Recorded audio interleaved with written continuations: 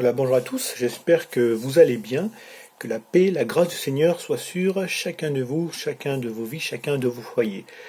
Depuis le début du confinement, j'ai envoyé des messages audio à mes groupes WhatsApp et aujourd'hui j'aimerais faire un test en changeant de support. Je passe de l'audio à la vidéo. Ça me permet entre autres de poster sur Facebook, alors que l'audio MP3 n'est pas possible. Et puis, comme il y a l'image, ça va m'encourager à ne pas trop abuser du chocolat pendant cette période de Pâques, et ainsi essayer de rester svelte pendant le confinement. Voilà. Alors pour ce test, je vais recycler l'une des premières pensées que j'avais partagées en début de confinement. Et cette pensée, c'est que deviennent les héros? Tout au long de l'histoire, nous voyons que des héros se sont levés durant des temps de crise, de guerre. Et Dieu n'est pas étranger à cela. Dans l'histoire de l'humanité, il y a cette force qui a poussé des révolutionnaires, des résistants à agir héroïquement au péril de leur vie. Eh bien, c'est Dieu qui, en coulisses, a réveillé leur esprit. Et dans l'Écriture, officiellement, Dieu va mandater des hommes et des femmes pour agir également héroïquement au péril de leur vie. Livre des Juges, chapitre 2, verset 16, nous dit « L'Éternel suscita des juges afin qu'il les délivre de la main de ceux qui les pillaient. » Durant les crises, Dieu prend pitié et suscite un ou plusieurs libérateurs. Ces libérateurs étaient une image, une préfiguration de Jésus-Christ qui est le libérateur des libérateurs.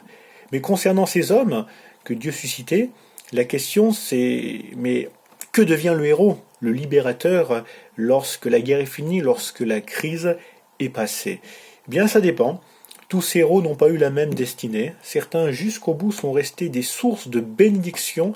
Je pense au prophète Élisée.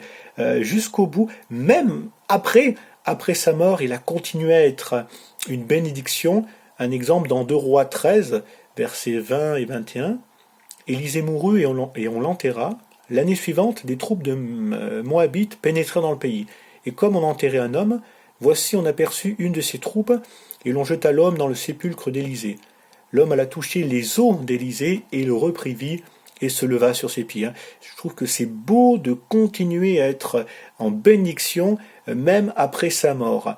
Alors, pour nous, on peut dire ça, c'est pas possible, c'est vrai, mais à un autre niveau, moins spectaculaire, eh bien, des hommes et des femmes de Dieu ont laissé un exemple formidable, un exemple qui a inspiré les générations qui les ont suivis.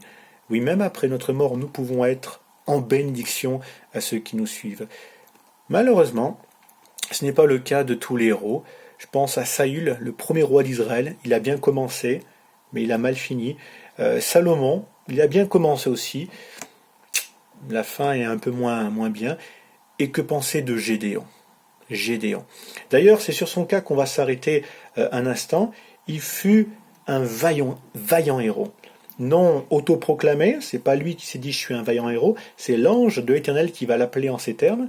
Il sera juge en Israël, il va libérer de l'oppression de Madian, et après de belles victoires, dont Juge 8, à partir du verset 22, il est écrit « Les hommes d'Israël dirent à Gédéon, domine sur nous, et toi, et ton fils, et le fils de ton fils, car tu nous as délivrés de la main de Madian. » Gédéon leur dit « Je ne dominerai point sur vous, et mes fils ne domineront point sur vous, c'est l'Éternel qui dominera sur vous. » Gédéon leur dit « J'ai une demande à vous faire, donnez-moi chacun des anneaux que vous avez eus pour butin. » Et un peu plus loin, nous lisons « Gédéon en fit un éphod, et il le plaça dans sa ville, à Ophra, où il devient l'objet des prostitutions de tout Israël, et il fut un piège pour Gédéon et pour sa maison. » Et plus loin, verset 30, Gédéon eut 70 fils issus de lui, car il eut plusieurs femmes. Gédéon aurait pu être un bon dirigeant. La clé pour cela, c'est qu'il reste humble, dépendant de Dieu, et on voit qu'au début de son parcours, l'humilité semble être une caractéristique de sa vie, mais il refusa de répondre à l'appel du peuple par une réponse apparemment très spirituelle, c'est l'Éternel qui dominera sur vous, mais au final, quand on fait les comptes, eh bien, il va se faire une idole, qui va devenir un piège, il aura beaucoup d'enfants, alors ça c'est pas un problème en soi, mais lorsqu'on voit au chapitre suivant que ces enfants deviennent ce qu'ils deviennent, ils vont être exécutés par l'un d'entre eux, les 70 fils vont être tués par l'un d'entre eux, on peut dire que l'héritage de Gédéon, c'est pas terrible, c'est pas folichon. Alors je le dis, le temps des crises engendre des héros, mais que deviennent-ils ensuite? Que deviennent-ils ensuite? Sachant que nous sommes en temps de crise. Il y a au milieu de nous des héros, il y a un élan formidable de solidarité, de prière, d'encouragement. Malgré le confinement, nous n'avons jamais été aussi proches, eh bien, les uns des autres, autant connectés entre nous par mail, par WhatsApp, Facebook, téléphone et j'en passe. Et je crois que c'est plus que du virtuel, je crois qu'il y a quelque chose de vrai, d'authentique. Je pense également que dans notre attachement à Dieu, il y a quelque chose de fort.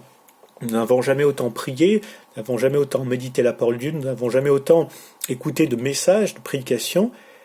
Et oui, je crois que des héros se lèvent au milieu de nous. Merci Seigneur.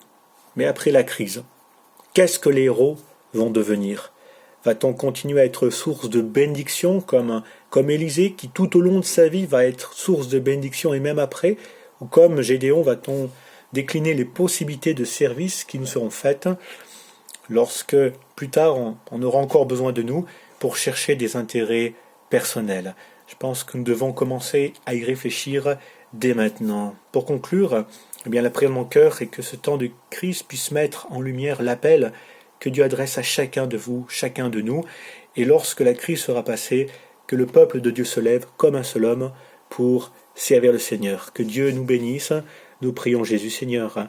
Aide-nous à entrer dans l'appel que tu as pour nous, à entendre cet appel que tu adresses comme tu l'as adressé à Gédéon en son temps, mais à l'opposé de Gédéon, que lorsque le temps de difficulté sera passé, nous puissions continuer à être source de bénédiction, que nous puissions continuer à répondre présent, dire oui à l'appel qui nous est fait, aux besoins qui est autour de nous, et que le héros que tu réveilles ne vienne pas à faire n'importe quoi. Gédéon a bien commencé, mais la fin est quand même pas terrible. Donne-nous de pouvoir être source de bénédiction jusqu'au bout, que ton nom soit béni. Amen. Voilà, bien-aimés, je vous souhaite à tous une bonne journée sous le regard de Dieu, que Dieu vous bénisse. À bientôt.